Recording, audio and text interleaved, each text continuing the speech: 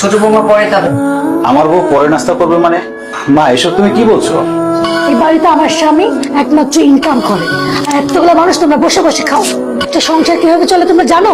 কত টাকা খরচ হয় প্রত্যেক মাসে তুমি জানো? ভাবি তুমি কি আমাদেরকে খাবার কোটা দিচ্ছ? তুই যদি সেটা বুঝতি তাহলে এতদিন একটা চাকরি ম্যানেজ করে আমার সাথে এই সংসারে আলো।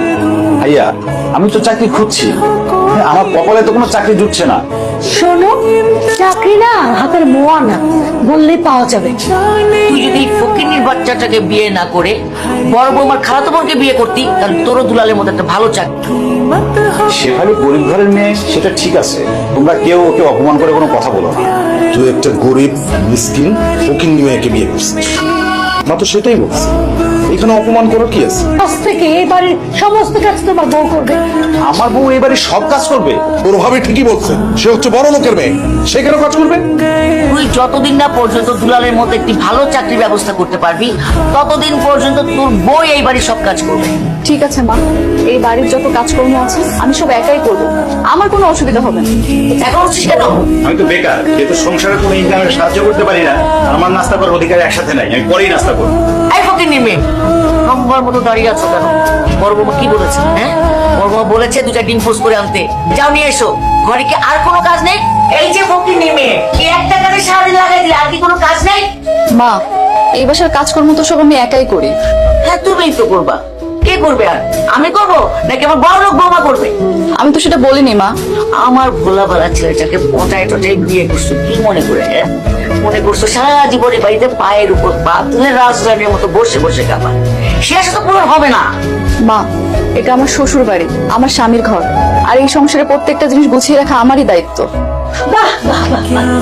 তোমার কথা শুনে মনে হচ্ছে তুমি এই বাড়ির মালিক। আর একটা কথা কান খুলে শুনে রাখো, এই বাড়ির একটা কানা করেও তুমি পাবে না। এই বাড়িতে আমি যা বলবো তাই হবে। আমার না মাথা খুব ব্যথা করছে, আপনি একটু হটল ম্যাসাজ করে দিবেন? কি বলো বৌমা, কেন দিব না? তুমি হচ্ছে আমার লোক, কি বড় লোক বৌমা। তোমাকে মাথায় মেসেজ করে দিব না, কাকে দিব? এই ফকিন্নির মেয়েকে। চলো চলো। এই সংসারে সবাই তোমাকে গাধার মতো খাটাচ্ছে, তা আমি কোনো প্রতিবাদই করতে পারছি না। শোনো, এই সংসারে কোনো কাজকর্ম করতে আমার মোটেও কষ্ট হয় না, শুধু খারাপ লাগে কিছু মানুষের আচরণে। কি করবো আমি নিজেই বুঝতে পারছি না। সব জায়গায় শুধু সিভি জমা দিচ্ছি, কিন্তু কোথাও থেকে কোনো রেজাল্ট আসছে না। শোনো, তুমি এভাবে ভেঙে পড়ো না, দেখবে উপরওয়ালা তোমার ভালো কোনো কর্মের ব্যবস্থা করে দেবে। তোমার তো ব্যাগ পেই, তুমি কিন্তু ভুলেও বাসায় কোনো কাজ করবে না, ঠিক আছে? যদি তোমার কোমরে প্রেসার পড়ে তাহলে তোমাকে নিয়ে যেতে হবে আমার ডাক্তারখানায়। এই ডাক্তারখানায় টানাটানি করতে করতে আমার যা ব্যাংক ব্যালেন্স আছে সবকিছু খালি হয়ে যাবে। আচ্ছা, তুমি কি আমাকে বোকা মেয়ে মনে করেছো? হ্যাঁ, যে আমি বাড়ির সমস্ত কাজ করব? আমি হচ্ছে বড় লোকের মেয়ে। হ্যাঁ, জীবনে এক গ্লাস পানিও নিজে ঢেলে খাইনি। এবারের সমস্ত কাজ তোমার ওই বেকার ছোট ভাই আছে না, তার বউকে দিয়ে করাবো। তুমি আগামীকাল থেকে মাকে দিয়ে বিভিন্ন কাজ করো। তোমার মাকে আমি বসিয়ে বসিয়ে খাওয়াই? চিনি না, তাকে আমি বিভিন্ন কৌশলে ছোটখাটো অনেক কাজ করাই। কি ছোটখাটো কাজ করে নিচ্ছ?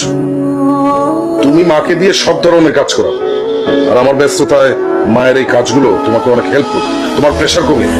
তোমার মা বলেই তো আমি তাকে বিভিন্ন রকম ছাড় দিই।